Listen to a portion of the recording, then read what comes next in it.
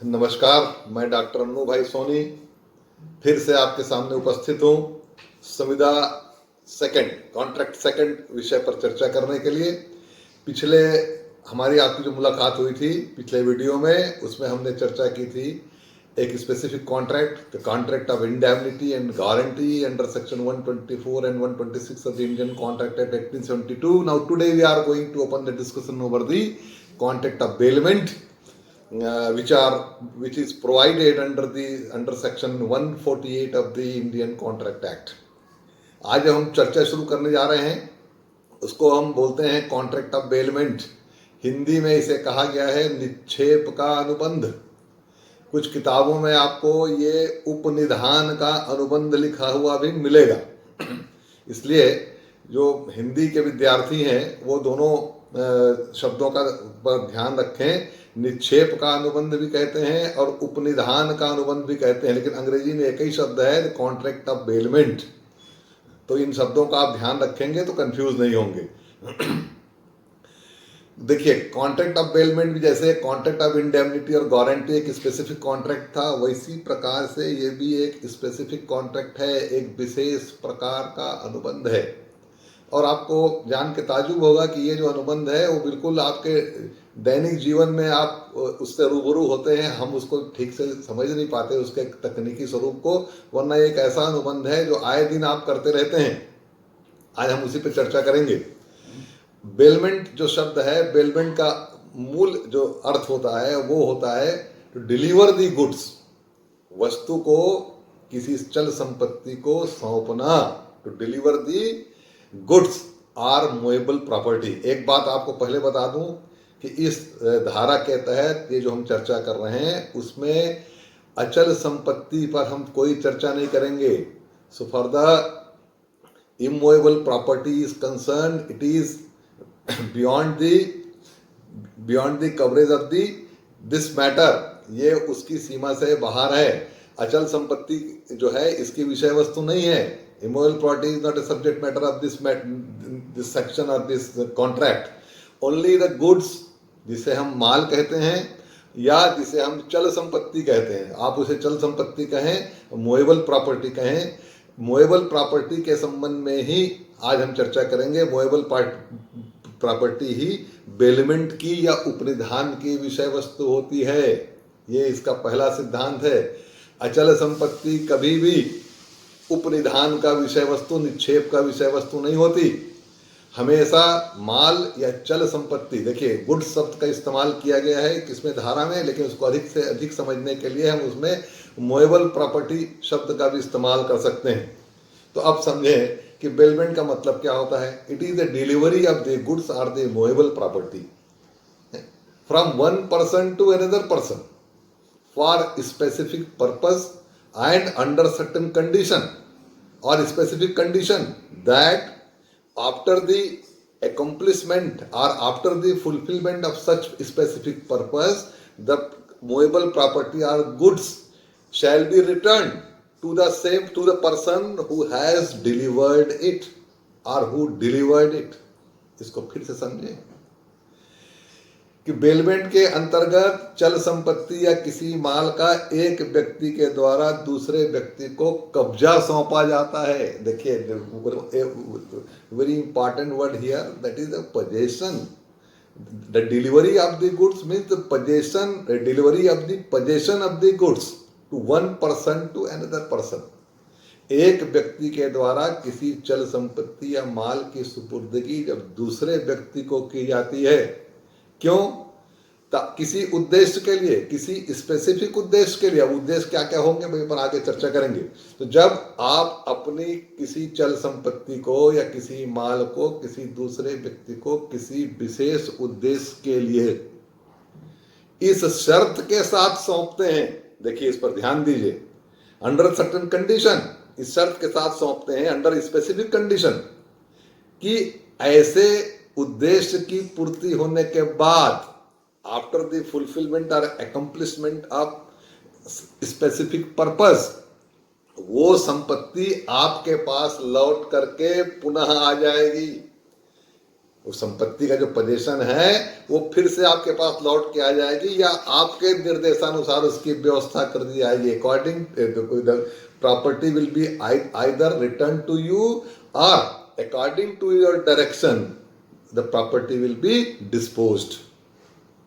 अब इसको फिर से समझें कि it is a what is the bailment? The bailment is a delivery of goods or movable property voluntarily from one person to another person for a specific purpose with condition that after the accomplishment or fulfillment of such purpose, such a specific purpose, the property will be returned to the person who had delivered it or who delivered it, or according to his direction the property shall be disposed of। फिर से इसको हिंदी में सुने ये क्या कहती है। जब एक व्यक्ति स्वेच्छा से वॉलंटरली स्वेच्छा से अपनी कोई चल संपत्ति किसी दूसरे व्यक्ति को इस उद्देश्य के साथ सौंपता है कि वो उद्देश्य पूरा होने के बाद वो संपत्ति लौट के सुपुर्द करने वाले के पास वापस आ जाएगी या उसके निर्देशानुसार उसकी व्यवस्था कर दी जाएगी, तो एक प्रकार का अनुबंध होता है दो लोगों के बीच में। इसी अनुबंध को हम बेलमेंट का अनुबंध कहते हैं, निक्षेप का अनुबंध कहते हैं।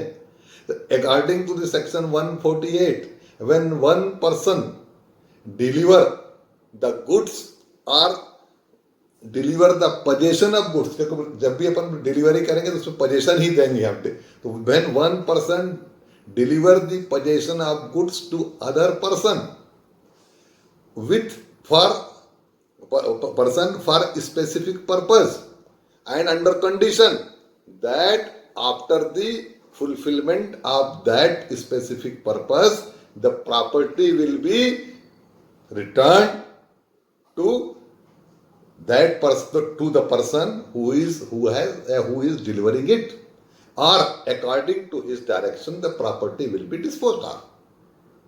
ये धारा 148 कहती है। फिर से इसको सुने एक बार कि जब एक व्यक्ति दूसरे व्यक्ति को अपनी किसी चल संपत्ति या किसी माल का कब्जा, अधिकार कहते हैं तो कब्जे को अधिकार है इसमें, कब्जे का अधिकार या कब्जा दूसरे व्यक्ति को किसी विशेष उद्देश्य की पूर्ति के लिए सौंप देता है, इस शर्त के साथ कि जैसे ही वो उस उद्देश्य की पूर्ति होगी वो संपत्ति लौट के उसी के पास, सौंपने वाले के पास फिर से वापस आ जाएगी या उसके निर्देशानुसार कोई और व्यवस्था कर दी जाएगी। तो ये जो वस्तुचल संपत्ति है, जो माल है, उसका जो अपन ट्रांसफर करते हैं एक व्यक्ति के पास से दूसरे व्यक्ति के पास, और जिस ठहराव, जिस अनुबंध, जिस एग्रीमेंट, जिस कॉन्ट्रैक्ट के तहत एक अपन संपत्ति को एक व्यक्ति के पास से दूसरे व्यक्ति के पास भेजते हैं, उसी पूरे अनुबंध को हम बेलमेंट का अनुबंध कहते हैं। क्या कहते हैं उसको? बेलमेंट का अनुबंध कहते हैं। और बेलमेंट के अनुबंध में सिर्फ चल संपत्ति के कब्जे का ट्रांसफर होता है, कब्जा एक व्यक्ति के पास से दूसरे व्यक्ति के पास चला जाता है। इसमें ओनरशिप का ट्रांसफर नहीं होता, मालिकाना हक का, स्वामित्व का ट्रांसफर नहीं होता, क्योंकि स्वामित्व का ट्रांसफर होगा तो फिर ये बेलमेंट का अनुबंध नहीं होगा, फिर ये तो या तो दान का अनुबंध हो जाएगा, उपहार का अनुबंध हो जाएगा, या फिर वो क्रय और विक्रय का अनुबंध हो जाएगा। लेकिन वो बेलमेंट के अनुबंध की आवश्यक शर्त है कि वो एक निश्चित उद्देश्य के लिए दिया जाता है और उस उद्देश्य के पूरा होने के बाद वो संपत्ति लौट करके उसके मालिक के पास आ जाती है या मालिक के निर्देशानुसार उसकी व्यवस्था हो जाती है। इसका मतलब यह है कि उसमें मालिकाना हक का ट्रांसफर नहीं होता। Ownership and title is not transferred, ownership and title are not transferred, only the possession, only the right, only the possession is transferred from one person to another person for a specific purpose। Okay, अब इसमें एक बात देखें कि आखिर ऐसा किस लिए किया जाता है, इस अनुबंध का उद्देश्य क्या है।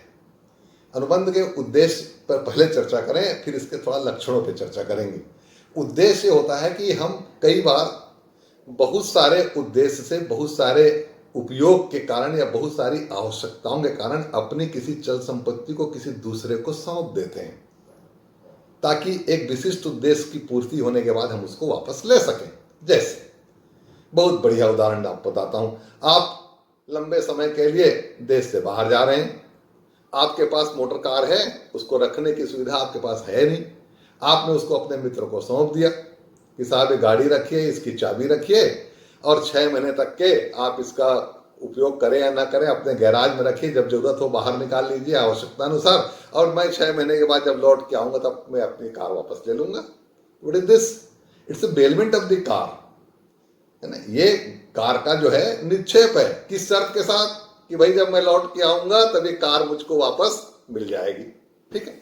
लेकिन साहब यदि आप कार को पार्किंग में खड़ा करते हैं, पार्किंग लॉट में, तो मेरे ख्याल से वहां पर वो बेलमेंट नहीं होता। क्यों नहीं होता? कि कार की चाबी आप अपने साथ ले जाते हैं, जहां पर आपने कार खड़ी की, कार को लॉक किया, चाबी आप अपने साथ ले गए, तो आपने कब्जे का ट्रांसफर कहां किया? वहां पर जो अटेंडेंट है वो सिर्फ केयर टेकिंग का काम करेगा कि आपकी कार को कोई क्षति ना पहुंचे, लेकिन वो उसको वहां से हिला नहीं सकता, उसके पास कोई अधिकार नहीं है। There is no transfer of the position of the car. So if any motor vehicle is placed in the parking lot, it is not a bailment. लेकिन यदि एक आपका मित्र आपको अपनी कार सौंप के कुछ दिनों के लिए बाहर चल देता है इस शर्त में कि मैं लौट के आऊंगा तो कार मुझे वापस मिलेगी, तो definitely it is A bailment. उसी प्रकार आप अपनी कार को गैराज में रिपेयरिंग के लिए भेजते हैं, एक उद्देश्य होता है कि साहब कार बिगड़ी है, गैराज में छोड़ दिया, चाबी भी छोड़ दिया, पूरा पोजीशन वर्कशॉप के मैनेजर को दे दिया और कहा कि सब गाड़ी रिपेयर हो जाएगी तब मैं वापस ले जाऊंगा। एक विशिष्ट उद्देश्य है कि कार को रिपेयर करवाना है और रिपेयरिंग के बाद वो जो कार है वापस मालिक को मिल जाएगी, है ना। तो वहां पर सिर्फ पोजीशन का ट्रांसफर होता है, एक विशेष उद्देश्य के लिए ओनरशिप का ट्रांसफर नहीं होता, ठीक है। आप टेलर मास्टर को कपड़ा सिलने के लिए देते हैं, है ना, तो किस लिए देते हैं? भाई एक विशेष उद्देश्य है, कपड़ा सिल करके वो आपको लौटाएगा। ऐसा थोड़ी कि आपने कपड़ा उसको दे दिया उसके बाद फुर्सत, ऐसा नहीं है। कपड़ा आप उसको सिलने के पर्पस के लिए देते हैं, इसलिए कपड़ा सिलाई करने के बाद हालांकि कपड़े का रूप परिवर्तित हो जाएगा किंतु वो लौट के आपके पास ही आएगा। यही बेलमेंट है। आप अपने किसी सामान को ट्रांसपोर्ट के हवाले करते हैं, जो ट्रांसपोर्ट कंपनी है उसके हवाले करते हैं, साहब दिल्ली से मैं ये 3 कार्टून सामान का दे रहा हूँ, इसको आप बिलासपुर पहुंचा दीजिए। तो भाई माल का पोजीशन तो आप ट्रांसपोर्ट कंपनी को सौंपते हैं ना, तो there is a delivery of the goods, there is a delivery of the position of the goods to the transport company, but under condition क्या कि जब माल वहां पहुंच जाएगा तो वो माल मुझे वापस बिलासपुर में दे दिया जाएगा या मेरे किसी एजेंट को दे दिया जाएगा जो भी उसका रसीद दिखाएगा, है ना। यानी कुल मिलाकर के वो एक उद्देश्य है। उद्देश्य क्या है कि माल को दिल्ली से बिलासपुर पहुंचाना। So there is a specific object, and for the achievement of the object, you have delivered the possession of the movable property, possession of the goods. उसी प्रकार से आप और देखें तो आप पाएंगे कि आप किराए से सामान लेकर के आते हैं शादी के समय, किसी फंक्शन के समय, है ना। तो टेंट हाउस से आपने टेंट लाया, खाने पीने का बर्तन लाया, खाना पकाने का बर्तन लाया, नाना प्रकार के सामान आप कभी कभी किराए पर लाते हैं। एक्चुअल में क्या है वो? एक्चुअल में आपके और टेंट हाउस वाले के बीच में जो एग्रीमेंट होता है वो बेलमेंट का है कि भाई आप इसको ले जा रहे हैं, इसकी विशिष्ट उद्देश्य है कि आपके यहाँ शादी है, आपके यहाँ कोई फंक्शन है, उस फंक्शन में आप इसका उपयोग करेंगे, उसके बाद उसको लौटा देंगे, है। तो वहां पर बर्तन का, टेंट के सामान का या जनरेटर का या कूलर का जो भी आप किराए पर लाते हैं उसका पोजीशन टेंट हाउस के मालिक के पास से आपको ट्रांसफर होता है ना। लेकिन जब वो उद्देश्य पूरा हो जाता है तब वो माल आप उसको लौटा देते हैं। तो यही बेलमेंट का अनुबंध है। ये सशुल्क भी होता है, निःशुल्क भी होता है। सशुल्क कैसे? टेंट हाउस वाला आपसे उसका किराया लेगा, शुल्क सहित है वो। और कई जगह निःशुल्क होता है साहब, कई धार्मिक संस्थान है जो बिना शुल्क के ऐसा सामान उपलब्ध कराते हैं, तो वो निःशुल्क है दोनों निक्षेप, है ना। Both are bailment. अब इसके आपने इसके उद्देश्य को जब समझा तो आप आगे चलें तो इसके अपन देखेंगे कि एक कभी कभी एक प्रश्न आता है कि साहब अपन बैंक में जो पैसा जमा करते हैं, उस बैंक में पैसा जमा करने का जो कॉन्ट्रैक्ट हमारे और बैंक के बीच में होता है, भले वो बैंकिंग एक्ट से गवर्न होता हो, लेकिन हम बैंक में पैसा जमा करते हैं इस शर्त के साथ कि जब हमको जरूरत होगी तो हम पैसा वापस निकाल लेंगे, है ना। ठीक है, चाहे उसमें इंटरेस्ट मिले या ना मिले ये दीगर बात है, लेकिन हम बैंक में पैसा इसी शर्त पर जमा करते हैं। देखिए, बैंक को किसी लोन का पेमेंट करना वो नहीं कह रहा हूं मैं क्या कह रहा हूं, बैंक में जब हम बचत खाता या किसी प्रकार का जमा खाता खोल करके जब हम बैंक में पैसा जमा करते हैं तो ये बिल्कुल ओपन कंडीशन होता है हमारे और बैंक के बीच में कि आज हम पैसा जमा कर रहे हैं, हमको शाम को जरूरत पड़ेगी या कल जरूरत पड़ेगी तो पैसा आप हमको वापस करेंगे, राइट। ये तो क्या ये बेलमेंट है? कई बार ये प्रश्न उठता है, इंटरव्यू में कभी पूछा जाता है और आपकी जिज्ञासा को भी साथ होनी चाहिए।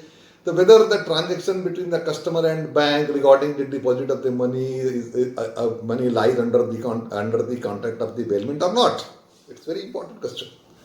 तो इसमें देखिए, इसमें अपन इसका जवाब कैसे देंगे? इसका जवाब ये है कि साहब बैंक में जब आप पैसा जमा करते हैं वो बेलमेंट की श्रेणी में नहीं आता। क्यों नहीं आता?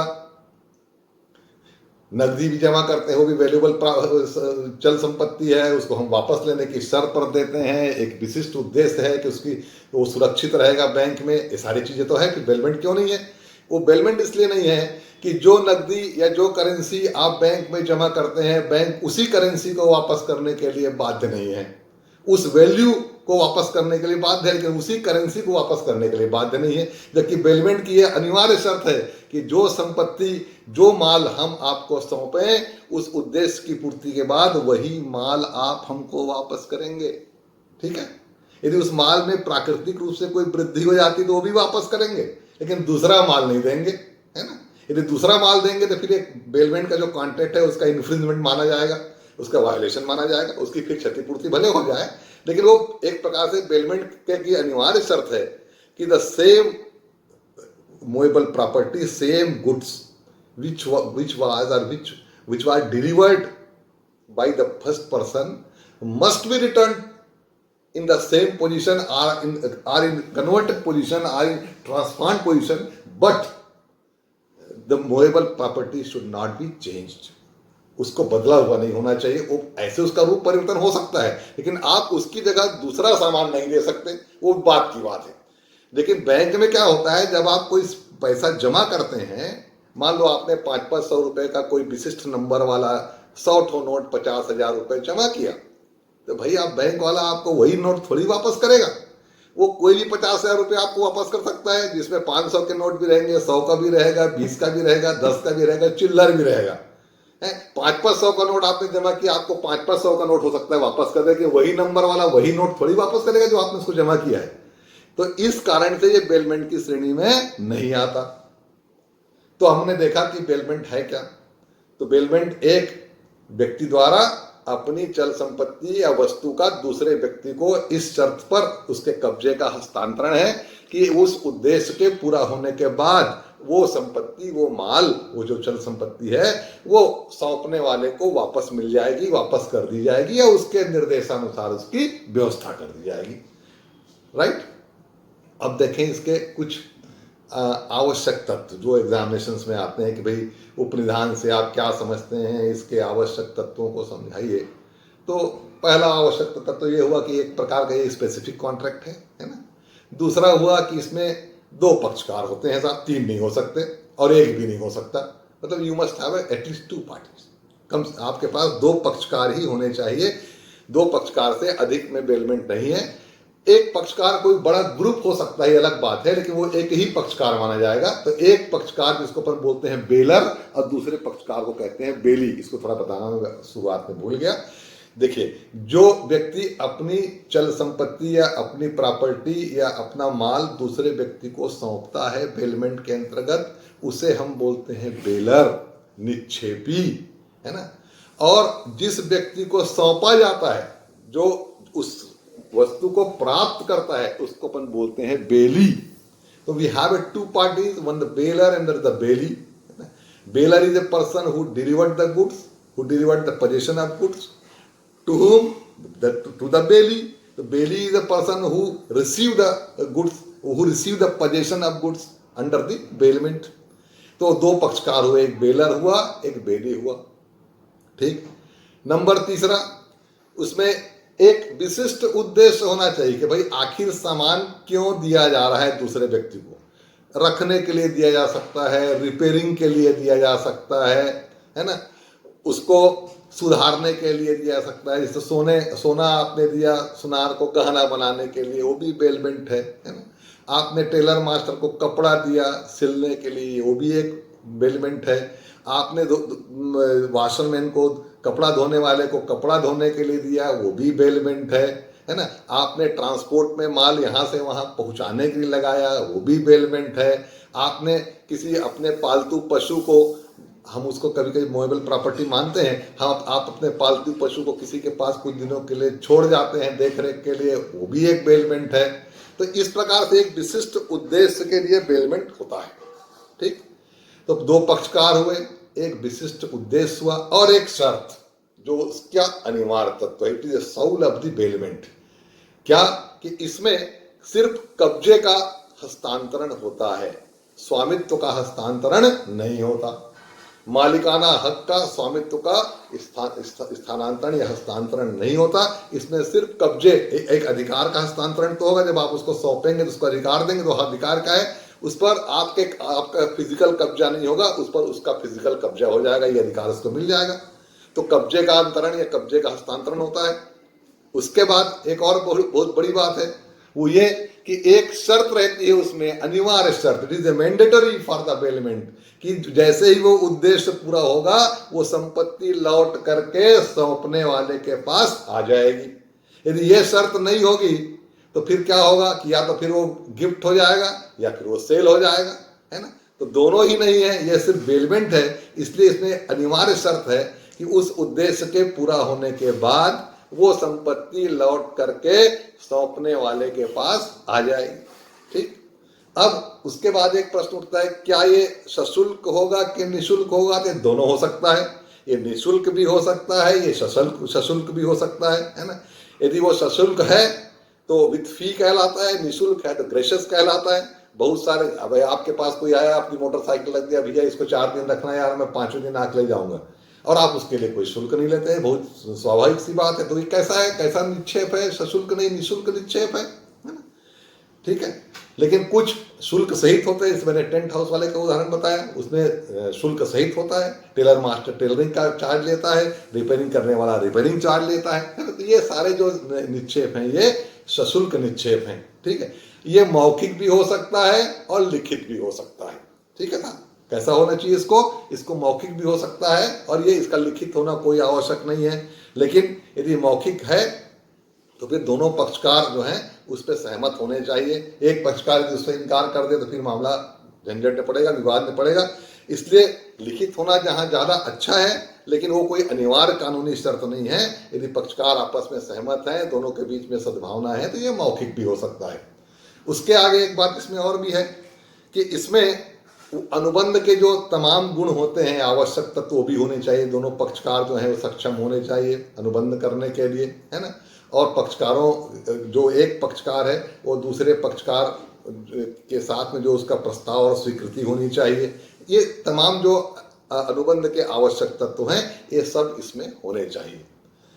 अब कभी कभी ये बात आती है कि आपको कोई माल सड़क पर पड़ा हुआ मिल जाता है, इसको बोलते हैं lost good, LOST, lost goods, ये लॉस्ट मूवेबल प्रॉपर्टी। अब वो देखिए, जो माल सड़क पर पड़ा हुआ है लावारिस है। लावारिस कहने का मतलब है वो किसी के पोजीशन में नहीं है। पोजीशन इन लॉ भले हो किसी का, वो उस पर कानूनी रूप से किसी का पोजीशन हो, लेकिन फिजिकल पोजीशन और पोजीशन इन फैक्ट जो है वो किसी का नहीं है। तो कानून कहता है कि यदि आप उसको उठा लेते हैं, रास्ते में कोई पड़ा हुआ आपको सूटकेस मिला, बैग मिला, आपने उसको उठा लिया। जैसे ही आप उठाते हैं, आपके और उसके मालिक के बीच में निक्षेपी और निक्षेप ग्रहीता, बेलर और बेली का संबंध हो जाता है। अब जैसे ही आप बेली बने, आपके कुछ कानूनी ड्यूटीज हो गई। पहली ड्यूटी ये है कि साहब आप उसको सुरक्षित रखें, उसके मालिक का पता लगाएं और मालिक का पता लगा करके उस बैग को उसको सौंप दें। ये कानूनी ड्यूटी है आपकी। यदि आप ऐसा नहीं कर सकते तो किसी अथॉरिटी को सौंपें, जैसे आप उस बैग को पुलिस थाने में जमा कर दें, कुछ भी कर, लेकिन आपकी ड्यूटी तो वहां पर उत्पन्न हो गई ना। Certain duties are arised when you get the lost goods. So it is a duty of the finder of the lost goods that he turned himself as a bailey. जैसे ही वो उस वस्तु को उठाता है, उसको अपने कब्जे में ले लेता है, वैसे ही उसकी स्थिति कैसी हो जाती है? बेली की हो जाती है। और जो अननोन उसका ओनर है, उसकी स्थिति बेलर की हो जाती है। तो ये आप इसको भी ध्यान रखें। कभी कभी ये भी प्रश्न पूछा जाता है कि खोई हुई वस्तु को पाने वाले का क्या दायित्व होता है, तो उसका बढ़िया जवाब है कि खोई हुई वस्तु को जो पा लेता है, उसको उठा लेता है, उसका वही दायित्व होता है जो बेली का या निक्षेप ग्रहीता का होता है। अब आगे के एपिसोड, आगे का जो हमारा वीडियो होगा, आगे की जो हमारी मुलाकात होगी, उस पर हम थोड़ी सी चर्चा करेंगे कि निक्षेप या निक्षेपी, जिसको बोलते हैं बेलर, निक्षेपी के क्या अधिकार और क्या कर्तव्य हैं, उसी प्रकार से निक्षेप ग्रहीता बेली के क्या अधिकार और क्या कर्तव्य हैं। तो ठीक है, अगली मुलाकात में फिर इस पर चर्चा करेंगे। आपने ध्यान से सुना, इसके लिए आपको धन्यवाद। नमस्कार।